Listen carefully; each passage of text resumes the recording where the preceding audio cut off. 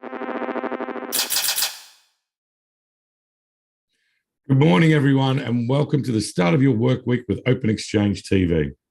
As always, we're back here with Brendan McCarty from Column E. Brendan, how was your weekend? Busy as always. Well, it was a fantastic weekend on my side with the Jets winning again. 4-2 record. How good's that? Better than the Patriots. 4-2, I see. Not bad. As always, the show is brought to you by the wonderful team at Open Exchange. Look to them for all of your virtual event needs. Now, let's look at a very busy week we have in front of us. Thursday is going to be a very busy day on the earnings and economic release front. Jobless claims and October's Philadelphia Fed Manufacturing Index are due. And existing home sales are also due, and that's what I'm keeping an eye on. Existing home sales are projected to have a declined to 4.7 million last month, down from 4.8 million in August, as rising mortgage rates dampen home buying demand. The average rate on a 30-year fixed-rate mortgage surged to nearly 7% last week, its highest level in over 2 decades, according to Freddie Mac. Brennan, do you think a bigger decline here will raise recession fears even more? I don't think so. I think recessions are all relative. We just went through the pandemic lockdowns. That was a pretty vicious recession. The GFC was a pretty vicious recession. The one in 15, 16, I don't think anybody even recognized. Until you start losing your job or you start not being able to pay the bills, which probably goes hand in hand, chances are the recession call doesn't matter. I mean, I always laugh, and I think recession calls are for economists, and economists are usually useless anyway. So they don't really, most of them don't know what they're talking. Most of them read a textbook and tell us what policy is. I would just say that housing is correcting. And there was a time before 2000. I remember reading this stat when I came to the business that housing actually trailed inflation. And it trailed inflation because rates were higher. We dropped rates so low this last 22 years that housing's had this renaissance. Equity market volatility doesn't help. It helped, But I think what we're seeing is a normalizing of conditions. Ultimately, if we got money back to pre-2000, and we got rates back to pre-2000, we would see normal markets going forward, and real estate would function like it normally does. Not an investment asset, but something you actually live in. Commercial is its own thing. So all I know is that when jobs start to become an issue for people, that's when they'll notice recession. Now, the one thing that we've been running a little theory on real estate at home here at Column E is that the remote world has changed the dynamics of residential in a way, in that there was a time where if you lost your job, you had to move, right? So you had to go sell your house and move across the country or fly, worse. Nowadays, there's more remote opportunities everywhere. You lose your job, you just pick up the next one from the company confines of your office. So I think that actually makes prices a little more sticky, and you don't see the declines in residential as much. But it also means that maybe the heyday is over for real estate. Now, it'll just come down to jobs. It'll come down to wealth creation. If the stock markets were to find lows, like it's perhaps possible they did last Thursday, and we start seeing wealth creation, people will forget about recession calls. They'll forget about they'll just start focusing on the year end, which we could be there too. So long story short, this is part of the normalizing of everything. It's needed. If we could get money back down to similar levels pre-GFC, we could get rates back up to where they should be. The Fed is back to 3 or 4% on a long-term basis. We can have a really functioning economy, not these nonsensical rises that we've had over the last 10 years. Okay, all good points. Now, Brendan, you're very active on Twitter, and we all follow you here at Open Exchange TV. I want to ask you about a tweet I saw from Chai Girl. I hope I'm pronouncing that correctly. She was highlighting that metals markets are facing the same market dynamics as energy. Premiums to the physical are soaring as the physical markets remain very tight, while prices are declining or flat and lagging in the paper markets. Brendan, you've discussed this before when we're looking at prices at the pump. Can you explain to the viewers why this happens and when you think it could change? So metals operate a little bit differently than energy because the transparency is a little different. Like energy, you know where it is always, right? You drive up to a gas station, you know where the gasoline prices are. It's constantly in your face. The price of copper, the price of gold, the price of silver, all those rare earths, You can't find them unless you have a Bloomberg terminal, to be honest. Or you can find a chart of copper, which is actually looking better. For metals, I would look. I think the problem in Shy Girl is really good at the stuff. I mean, really, really good at the stuff. Like I'm good with energy. Metals is less than my forte, but I will say with metals and like lumber and like other things that don't have transparent pricing, people hoard these things, and that's why there's less supply of them. If you're like a Tesla and you need rare earths, are you going to buy them one car at a time? Or are you going to buy a load of them all at a time, given whatever price it is? So I think this supply in the physical market is kind of out of whack. Like the prices are rising in the physical market because people are demanding they need the product. Now in the futures markets, they go into the futures markets and they hedge it. I remember I had a palladium dealer working for me years ago. In his physical, it was a different market back then in 2002, 3, somewhere in that area. Palladium prices in the physical market weren't rising, but the futures markets were. So he was making a killing buying palladium in the physical market. I think this just comes down to hoarding. I think that the supply dealers are hoarding the parts, they're hoarding the metals. You see it in auto parts. You see dealers not wanting to pay up because they're having sticker shock on certain things, and then they all drive it in there because that's what they have to buy it. I think everybody's waiting for prices to fall. It doesn't happen, and then you create this prices. You create this problem between the physical and the futures markets that you don't see in energy. So I would just say that if we have more certainty on inflation prices, more certainty on trends, I think these supply shortages in a way will go away because we'll have more transparency in the outlook. We'll know, like, if I have to build my Tesla today, if I'm Elon Musk, well, I may not have to buy all the rare earths now for my batteries. I can buy them over a course of time. But you don't have that real-time pricing, which creates these physical demands. And that's the major difference between the two markets. I mean, that's my somewhat amateur view of it in a way. I mean, I used to deal with these guys a lot. The market, it's just, if it had pricing power, it had transparency, you would see these markets behave better between physical and futures. And there's one more thing. The gold bugs always love to say, oh, physical demand for gold is awesome, blah, blah, blah, blah, blah. And then gold falls because they don't tie together.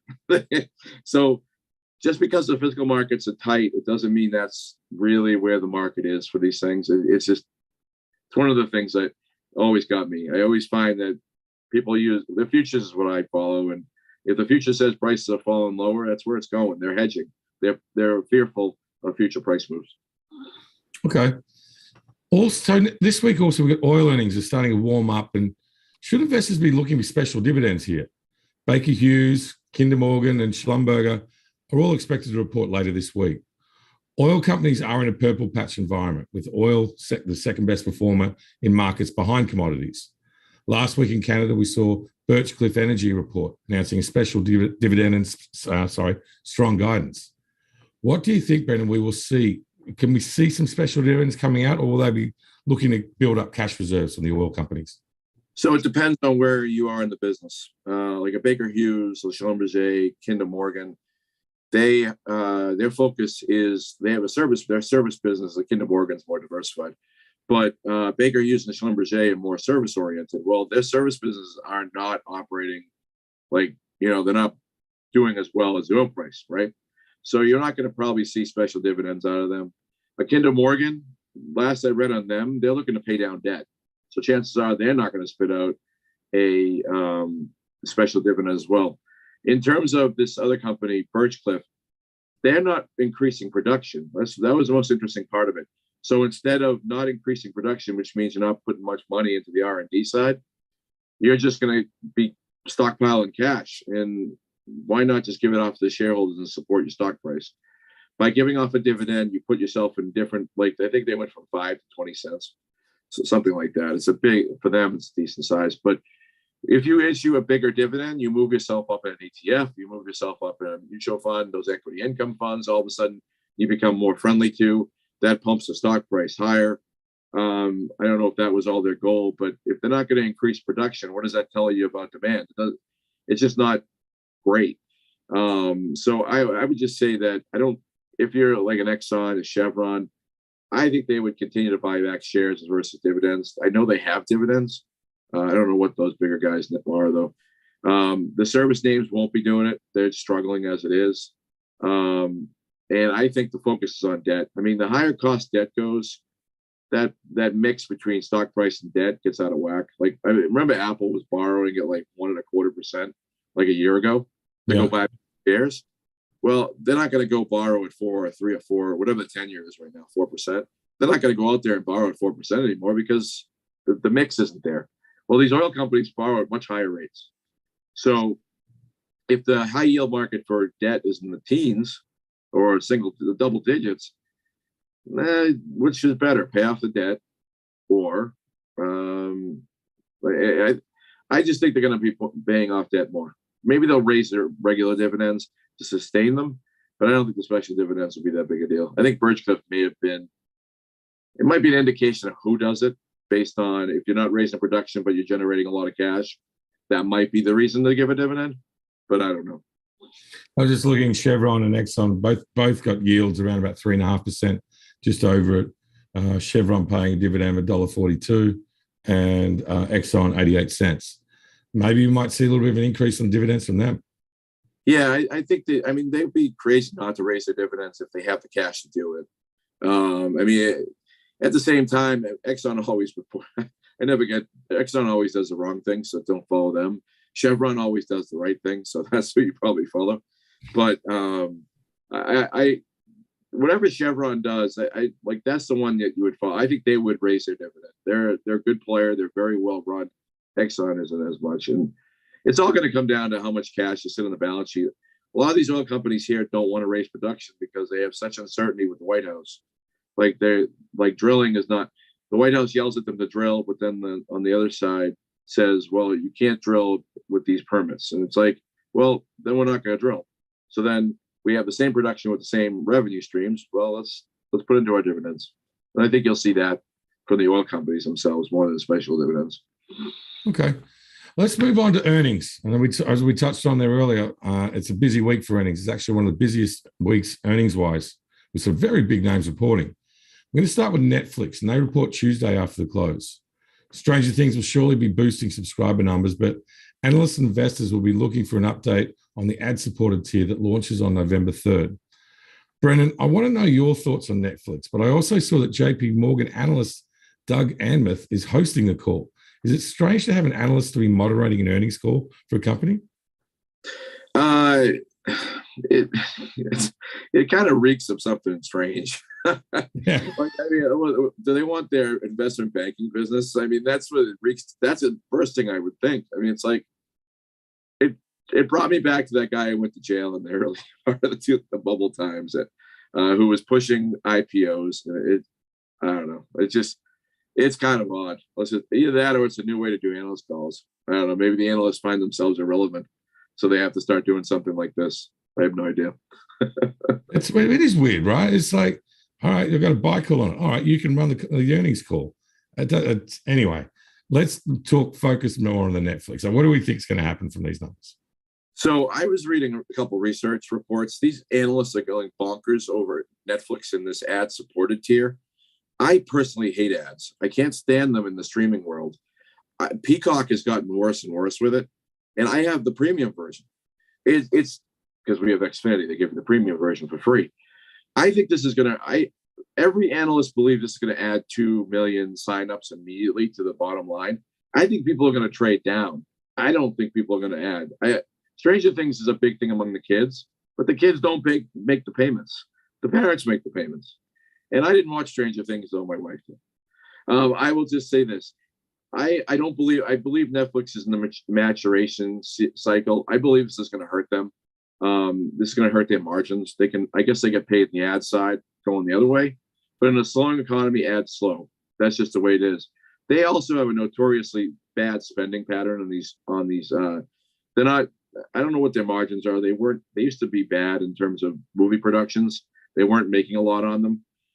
They were spending an awful lot in R&D, and a lot of people didn't like it. I don't know if that's still the case. I couldn't find anything on that, but I'll just take the other side of every bullish analyst in the street on this thing. I think people are going to drop down to the $7 level. I'd be enticed to do it, to be honest, because my kids don't really care much about ads. I do. I don't watch Netflix, so it doesn't matter. Sorry, I don't mean to be snarky. I don't see the benefits of it. And the stock double topped at a certain level. I think traders' enthusiasm also reeks. That tells you that maybe this is not the best move for them. This ad-supported tier thing, I think, is going to hurt streaming, and ironically push people back to Xfinity. The people have been cutting cords and going streaming, but ads are just ridiculous. If you could, what I actually thought about doing this week was actually going back to my DVR, which I don't use much, but just to fast forward through this crap, because I don't want to sit there and watch 5 ads the benefit of streaming was you got through the show, you enjoyed the show, you binge the show. Well, let's add 10 minutes to every time you binge a show. Well, all of a sudden you binge 6 episodes and you're there an extra hour. And I don't know. I think it's going to take away binging. I think it's going to hurt. And I don't get the enthusiasm of these analysts. They're so excited about Netflix. And I would take the other side of every analyst call on this. That's just me. And the stock doesn't look exciting either. That's another thing. You and I usually agree on a lot of things. I'm the other way on this one. I think it's going to really bring some people back. I don't know what the pricing is. I didn't look into that side of it, but if it's half the price, for example, you're definitely going to get some viewers coming back. And even if they've missed Stranger Things or anything like that, like the big one they're talking about now is the serial murder. I can't remember, Dahmer. Yeah, Jeff Dahmer. Yeah. That's blowing out numbers as well. I've got no interest in watching it, but it is bringing people back in. And you talk about the R&D side. I did see an article that they've just bought a massive piece of property in New Jersey, so they're going to build their studios there. It's going to be a great, and actually, we've got Brendan Bresney telling us that the show is actually pretty good on Dahmer in the background here. But they are making the steps to turn themselves into a proper like media company, like a massive size. So, but to get back onto that advertising side, I think they're going to attract more viewers from it. To your point, you will see some people drop down and prepare to do it, but you're going to have the ease of option. Be like, you know what? Next month, I'm going to pump myself back up to full for a few months and do those sorts of things. So I think they're going to bring some audience back in. It's to your point on the advertising side, it can get annoying, but younger generation like to see ads. They don't want to like seeing the consistent AT&T and all those different ads all the time. But I think you'll see some more companies start putting their content in for those ads because they're going to get bang for their buck. But we'll see how it all plays out. But what do you think? Where do you think the stock potentially goes after these earnings? The way that the thing is trading, I think it goes. I don't think the way it's trading since so it came off the July lows, just like everything did. It's gone sideways, which I guess says it's outperforming the S&P in a way. I just never been a believer in the stock. I guess I'm slanted the wrong way on it in a way, but I just never agreed with the way they run the company, the way they spend money. They have a brand, and like Disney Plus is eating. Disney is a brand, so that would eat them up. Disney, I didn't even know it had an ad support tier until I read about it earlier this morning. I have the full one, and I don't pay. That's just me. I mean, the stock itself, it hit some resistance above 250. If it were to surprise with more people signing up, I think it would break off. But I think this inflationary environment is wearing on people. And I think if you take like, for example, Ted Lasso, I'll give you a perfect example of going in and out of streaming. We don't really, in this household, I'm a huge Ted Lasso fan. I think that show is like, I'm a soccer fan. I love soccer. I think the fact that they stick a football player coaching a Premier League team, I think is the funniest thing ever. And Jason Sudeikis is really good. We removed Apple TV. There's nothing else on Apple TV to watch. So we'll just wait for Ted Lasso to come back. Well, how many people with Stranger Things binged? You're out of it. I know they have Dahmer out there, and that seems to be making the rounds on everybody. But what if they don't, like, people just cut loose? They just say, all right, I'm done. I'm off Netflix for this month. And you put downward pressure on budgets from inflation, whereas the cost of lettuce is almost like 1/3 the price of a Netflix subscription, right? So I don't know. They're mismanaged. They have a brand name. I don't know. I guess I'll believe it when I see it, when they start making money. And I guess that's probably not the way you invest. But traders are saying this thing is not, they're not sure. And that it's going sideways for a reason.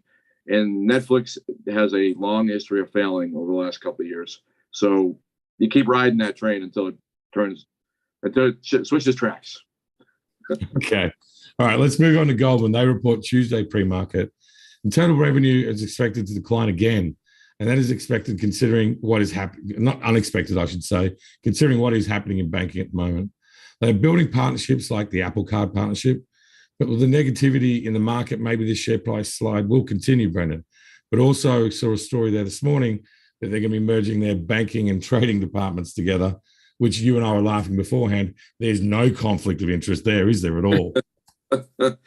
It's comical. Like, I don't know if the SEC has decided they're going to close their eyes now or something to certain things. Because like the whole crypto thing they backed off of, which I don't quite figure out why, but whatever. With Goldman, there's two different environments. If you were to look at Morgan Stanley versus Goldman, Morgan Stanley's great in a trending, rising bull market because assets rise, fees rise, blah. It's a great mix. Goldman sort of lags behind that regards because they're more traders at Goldman, and they move an ebb and flow to the environment. Like what was remarkable about Goldman during the global financial crisis, I remember, is that those funds that they used to, they had hedge funds, I think they were using in the background to balance off books, I think, if I'm not mistaken. I don't know if it was all legal or whatever was going on back then, but I remember they handled the environment better because they weren't suffering from fee-based. They were more transactional. Like my old firm was also transactional. Like the Smith Barneys weren't. They were fee-based. So we're in an environment right now where it's best to be agile. Like Morgan Stanley's numbers last week, if they were underwhelmed. They still have assets coming in. I think they still grew assets, but they grew them at a slower rate. I think their FIC numbers were actually weaker too, which was kind of odd. But again, they were up, but I think they missed. It kind of makes sense because they've been cutting that division for years. But anyway, Goldman hasn't. So Goldman's numbers, I think, are expected to be better in that regard. They're better traders in an environment. They're better able to handle these environments. They seem to be more hip, like the Apple deal. They had trouble with their banking division, though. That was a problem with credit issues inside it. So I would just say traders heading in this report, I think traders are a little bit uncertain on what's next. It's sitting right on support. You have the banks doing well. I think B of A beat this morning. JP Morgan was actually decent last week. So the banks are doing fine, but the brokers aren't. So that's the mix. And Goldman's sort of right in the middle because they're more flexible. So I would say traders aren't sure what to watch. I would say a beat will send the thing above 300, obviously, and a miss will send it to the bottom of the range now, 280-ish. It's a good proxy for how agile hedge funds are as well, given the environment. So it's a big report. MS missed. So if that will be weighing on Goldman, but conversely, JP Morgan beat, and that will be helping Goldman. I know JP Morgan's a bank, but there's a little similarity there. Yeah, I'm sure all Goldman employees are going to be very happy that you referred to Goldman as hip. Well, it seems like more hip. I don't know. Morgan Stanley went and bought E-Trade. That wasn't as hip. Apple's got Apple Car. Maybe Apple's getting mature now too. I don't know. Maybe I'm getting too old. I don't know. All right, we're going to get on to one of your favorite stocks, Tesla. They report Wednesday after the close.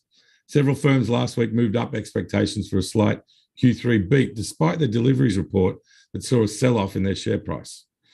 Over the weekend, I read a stat from Bespoke Investment Group that when Tesla stock has fallen more than 20% over 7 days, the stock average gains of 37%, 84%, and 238% over the next month, 3 months, and 1 year time span, respectively. But as is always, the past performance is no guarantee of future results. So, Brendan, taking all of those stats in, what are you thinking for these earnings?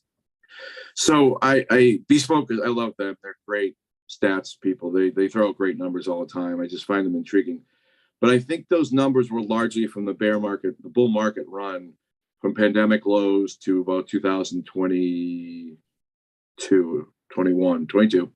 I'm looking at my own chart. It was that run. I think, yes, everybody was buying dips in that chart. If you would have put Bitcoin right up against it, the two of them rose together. And we've talked about the correlation between the two in the past. What's interesting about this is they mimicked each other again since 2021. Bitcoin peaked around the same time as Tesla peaked, more or less. Bitcoin is down to effectively a Tesla terms of about $190. So that argues if you're going to keep the correlation together, the two of them should come down in that regard.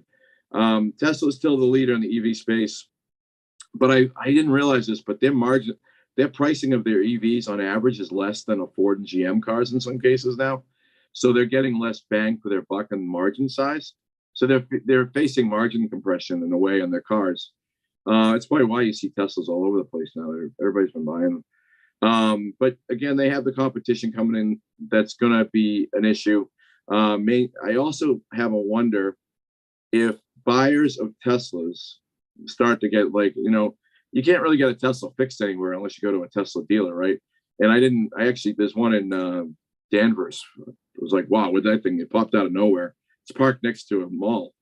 But otherwise, how do you get your Tesla fixed? It takes a while. The batteries are expensive. But if you have a Ford or a GM, you take it to a Ford or GM dealership because chances are they'll have support for it.